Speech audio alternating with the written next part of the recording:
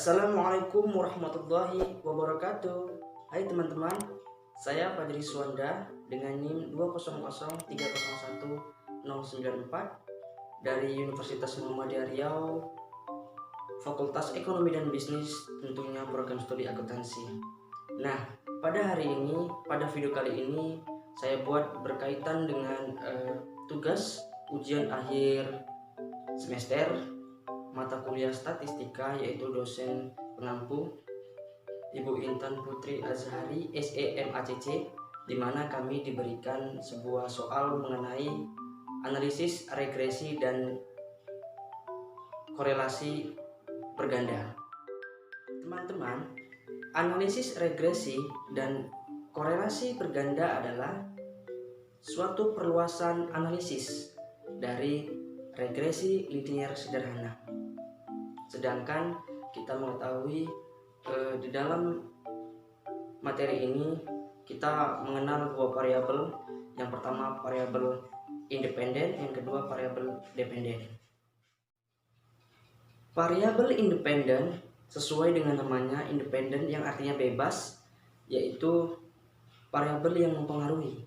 Sedangkan variabel dependen adalah kebalikannya, yaitu variabel yang tidak bebas atau variabel yang dipengaruhi.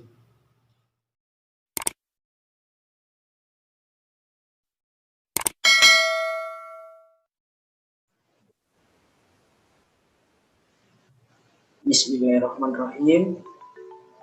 Di sini ada soal teman-teman. Sebuah penelitian dilakukan oleh bagian peminjaman kredit di sebuah bank untuk meneliti pendapatan para nasabahnya. Beberapa faktor yang berhubungan dengan tingkat pendapatan adalah nilai jual rumah dan jumlah tahun pendidikan. Dari 15 responden diperoleh data sebagai berikut. Datanya saya letakkan di slide kedua ya. Sementara yang diminta ada 5 soal teman-teman. Nanti kita bahas satu persatu. Yang pertama itu tentukan variabel bebas atau independen dan tidak bebas itu dependen, seperti yang sudah kita bahas di awal tadi. Nah, kita sekarang menuju ke tabel soal. Dari tabel ini kita bisa menentukan bahwa nilai jual rumah itu merupakan X1, kemudian tahun pendidikan ini merupakan X2, kemudian pendapatan per tahun ini merupakan Y1. Nah, teman-teman mungkin sudah tahu, kita sudah tahu Y1, kita sudah mengetahui X1-nya, X2, dan Y1-nya. Kemudian kita pilih saja. Sekarang kita jawab soal nomor 1. Kita menentukan variabel independen dan dependen. Nah, angka yang tadi itu, yang X1 sudah kita ketahui, X2 sudah kita ketahui, Y1 sudah kita ketahui, kita masukkan ke dalam sini, ke kolom ini. Nah, masing-masing masukkan, kita tinggal, begitu juga dengan X2, Y1-nya. Ini untuk sayangnya, sesuai dia ya. Kemudian kita mencari X1 kuadrat. Cara mencari X1 kuadrat ini sangat gampang teman-teman, yaitu angka yang ada di kolom Y1 ini dikuadratkan atau dipangkatkan. Sebagai contoh, 190 dikali 190 sama dengan 36.100, 121 dikali 121 sama dengan 14.641, dan begitu seterusnya, intinya dipangkatkan. Selanjutnya, kita mencari X2 kuadrat. Nah, mencari X2 kuadrat itu juga sama teman-teman. Angka yang ada ini, yang saya buat ini, dipangkatkan atau dikuadratkan. Sebagai contoh, 14 dikali 14 sama dengan 196, 15 dikali 15, 205, dan begitu seterusnya. Selanjutnya kita mencari Y2. Y2 ini juga sama, di mana 40,3 dikali 40,3 sama dengan 1624,09. Karena ini angkanya koma, maka kemungkinan besar atau bisa dipastikan hasilnya juga berkoma. Kemudian kita mencari X1Y. X1Y ini berarti angka X1 dikali Y1, yaitu 190 dikali 40,3 sehingga 7.657, begitu juga seterusnya teman-teman sampai ke bawah. Intinya angka X1 dikali dengan 1. Kemudian X2 maksud saya X2Y, yaitu angka yang ada di X2 ini kita kalikan oleh atau dengan angka yang ada di X1, maksud saya Y1, yaitu 14 dikali 40,3 hasilnya 564,2, 15 dikali 9,6 hasilnya 594, dan begitu juga seterusnya teman-teman.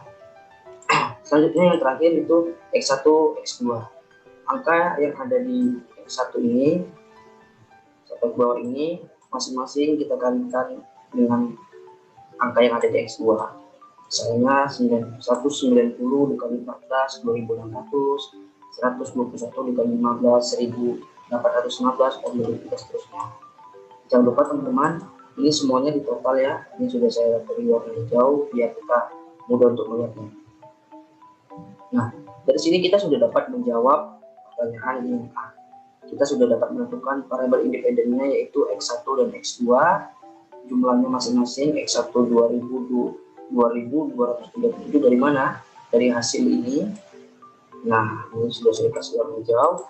Kemudian X2 yaitu 212 dari mana? Dari sini. Hasilnya saya kasih warna hijau juga. Kemudian variabel dependennya yaitu 586,9 dari Y1. Selanjutnya kita mencari min. Nah, ini dia, min atau rata-rata. Teman-teman mungkin sudah tahu cara mencari min itu adalah di sini yang dicari minnya itu X1, X2, dan Y1. Rumusnya yaitu X1, X2, Y1 masing-masing dibagikan 15 atau N-nya, jumlah N kita kan 15. Nah, X1 tadi jumlahnya atau totalnya itu 2237 dari mana? Kalau tidak percaya kita lihat nih. Nah, ini dia. Di sini atau di sini sama saja ya. Kemudian kita mencari X2. X2 212. Apakah benar? Ya, X2 totalnya 212. Kemudian Y2 586,9 dapat dari sini juga. Ini dia sudah warna hijau. Nah, dapatlah hasilnya masing-masing yaitu yang X1 149,13, yang X2 14,13, yang Y1 yaitu 39,12. Nah, kita sudah selesai mengerjakan soal yang A.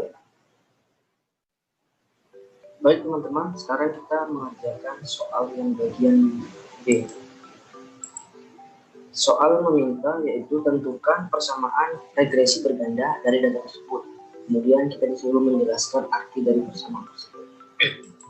Baik, pertama kita tentukan sigma X1 pangkat 2 atau kuadrat, itu rumusnya sama dengan sigma X1 kuadrat dikurang sigma X1 kuadrat per N.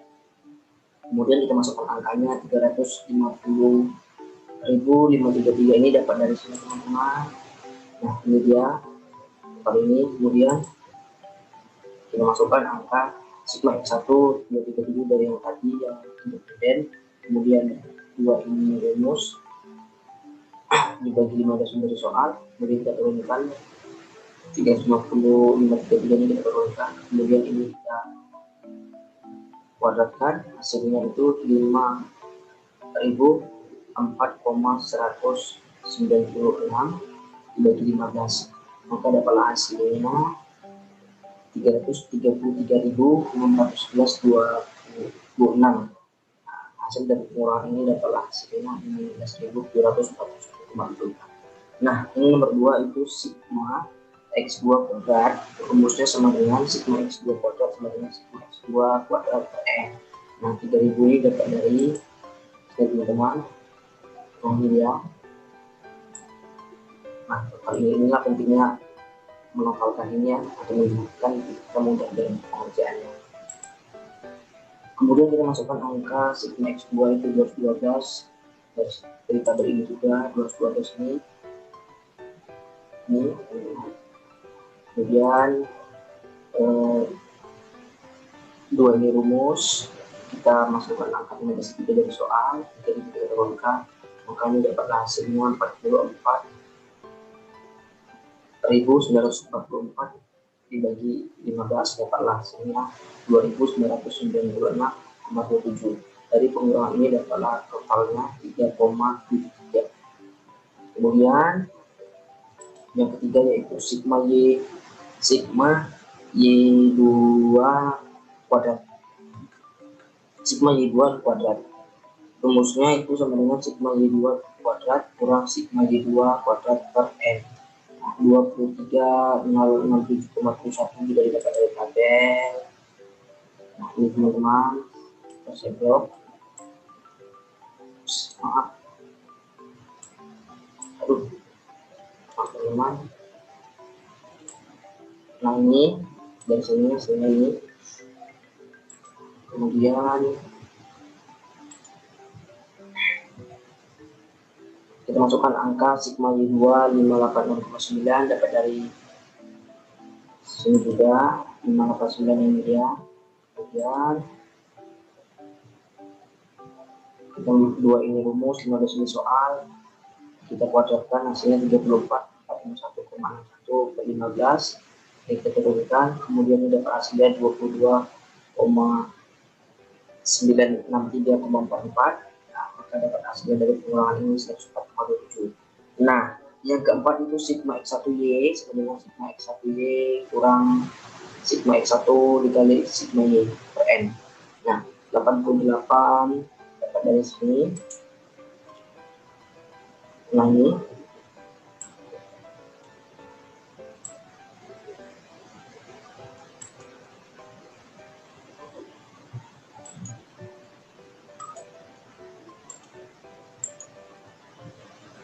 kemudian kita masukkan angka sigma x1 2237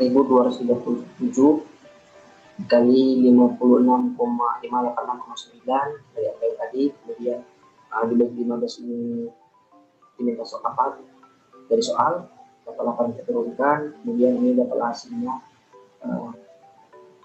1.312.895,3 per 15, kemudian dapat hasilnya 87.512,35.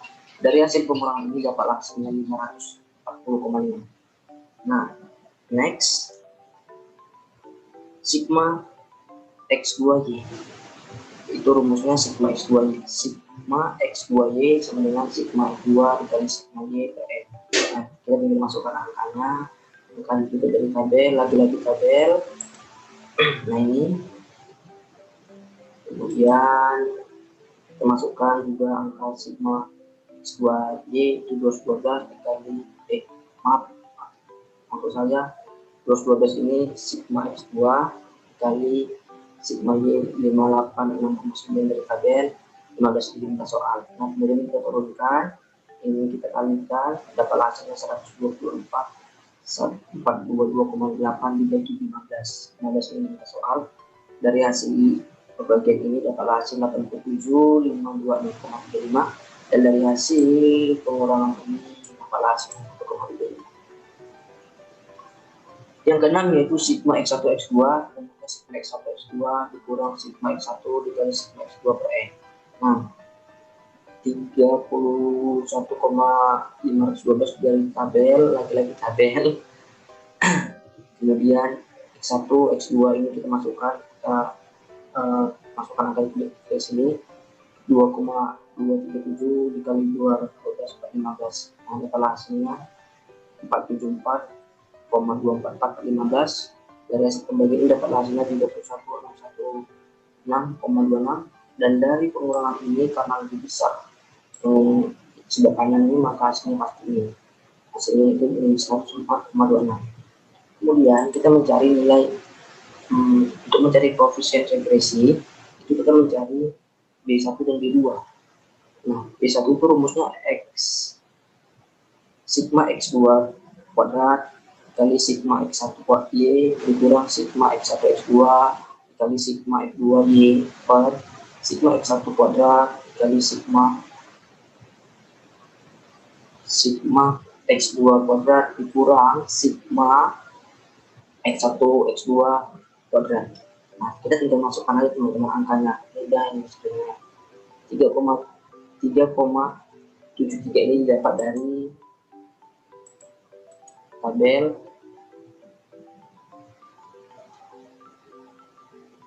maaf teman-teman, bukan dari tabel.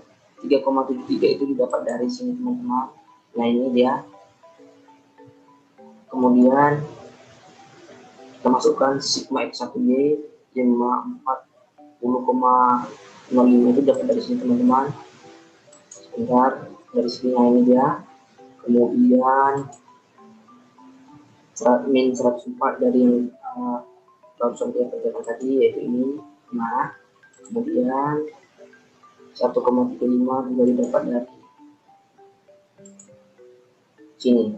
Nah, setelah sudah tahu, kita cari lagi yang bawahnya ini, yaitu angka 16741,3 itu didapat dari tabel, bukan tabel untuk saya, maaf, dari sini. Nah, ini dia dari yang pertama. Kemudian kita masukkan lagi 3,3 itu dari sini. Kemudian min ini min 104,27 dari yang kita kerjakan. Nah, ini kita kuadratkan. Nah, dari situ dapatlah hasilnya. Kita kalikan dulu 3,73 dikali 540,05 itu 2,014,39 dan ini dikalikan dapatlah 140,76. Yang bawah ini setelah dikalikan kurangkan itu hasilnya 62.446,65 dikurang 10.822,3. Nah, dapatlah hasilnya teman-teman, itu bisa lihat sendiri, sudah saya tandai 0,04. Nah, kemudian cari B2 hampir sama, namun bedanya kita di sini memasukkan angka yang sudah ada di sini teman-teman. Nih, sebentar saya blok. Nah, ini dia 150. Nah, ini dan kita masukkan dan dapat hasilnya 1,53. Kemudian kita untuk memperoleh nilai A itu teman-teman, kita rumusnya sama dengan A sama dengan Y bar kurang B1 X1 bar dikurang B2 X2 bar. A sama dengan 39,12. 39,12 ini dapat dari, nah, sini 39,12, kemudian dikurang B1 tadi nggak usah kita kerjakan teman-teman, yaitu 0,04. Iya benar. Kemudian B2 nya 1,53. Iya benar. Kemudian dan teman-teman X1 nya 149,13 dapat dari sini teman-teman. Nah, ini kemudian tadi B2 sudah, sekarang X2 14,13 didapat dari, nah, sini teman-teman. Oke, setelah itu kita jumlahkan, maksud saya kita kurangkan, hasilnya itu 11,5. Untuk penjelasannya, yaitu jadi persamaan regresi linearnya sama dengan Y adsen sama dengan 11,55 tambah 0,04 X1 tambah 1,54 kali X2. Untuk penjelasannya, yang pertama yaitu apabila X1 konstan, pertambahan 1 unit pada X1 akan mempengaruhi kenaikan 0,04 unit pada Y. Kedua, apabila X1 konstan, pertambahan 1 unit pada X1 akan mempunyai pengaruh menaikkan 1,53 pada Y. Yang ketiga, apabila X1 dan X2 sama dengan 0, besarnya Y adalah 39,12 satuan.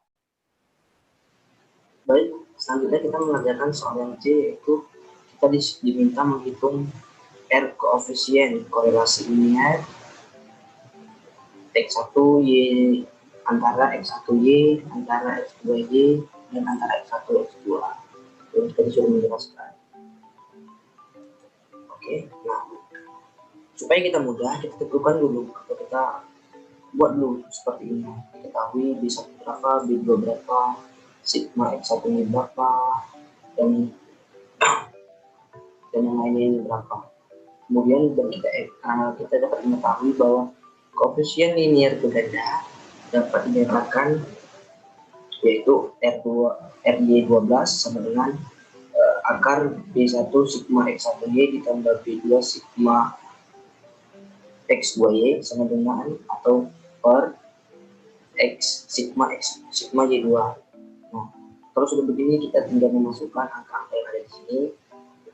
0,44 didapat dari ini B1, kemudian 540,05 ini angka sigma X1Y, dan begitu seterusnya sehingga dapat hasilnya 0,48. Nah, penjelasannya yaitu 0,48 itu artinya adalah korelasi linear berganda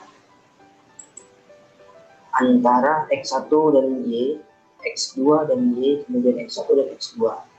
Kemudian 0,44 itu merupakan hubungan antara dua variabel independen, yaitu tadi X1, X2, dengan variabel dependennya itu Y. Contoh di samping, R12 menunjukkan korelasi antara nilai jual rumah, yaitu X1, dengan tingkat pendapatan per tahun, yaitu Y, apabila jumlah tahun pendidikan X2 konstan. Oke teman-teman, selanjutnya kita langsung saja mengerjakan soal B. Apa yang diminta? Hitung R kuadrat atau coefficient determination, menjelaskan angka tersebut. Oke, disuruh mencari kuadrat. Nah, sebenarnya ini hampir sama teman-teman. Kita mengetahui angka-angkanya persis yang tadi, B1, B2, dan seterusnya. Namun di sini rumusnya berbeda. RY kuadrat 12. Itu aja yang berbeda teman-teman. Selebihnya sama. Kemudian di sini angkanya, kalau tadi di sini angkanya 0,23 itu digunakan apa? Disederhanakan lagi. Kalau di sini dia langsung 0,23 persennya dicari teman-teman. Nah, itu artinya sekitar 23% dari variasi pengeluaran untuk pendapatan per tahun atau Y dijelaskan oleh kombinasi dari nilai jual rumah X1 dan jumlah tahun pendidikan X2. Lalu sisanya 79% dijelaskan oleh variabel independen lainnya yang tidak teramat. 79 ini dari mana? 79 ini didapat dari 100% dikurang 23% adalah 79%. Kemudian soal terakhir yaitu E, yang diminta adalah, saya ingat dari soalnya, yaitu kita menentukan berapa besar Y atau pendapatan seseorang jika X1 nya 150 juta, X2 nya 15 tahun. Gampang sekali teman-teman, kita berharap sombong, tapi kalau kita sudah mengetahui angkanya, coba bisa, mari sama kita coba. Rumusnya itu Y sama dengan A tambah B1 X2 A tambah B1 X1 tambah B2 X2. Kita langsung saja masukkan angkanya. 11,5 ini dapat dari tadi 11,5 dari sini 15. Kita harus benar-benar 11 koin teman-teman dari A ini. Kemudian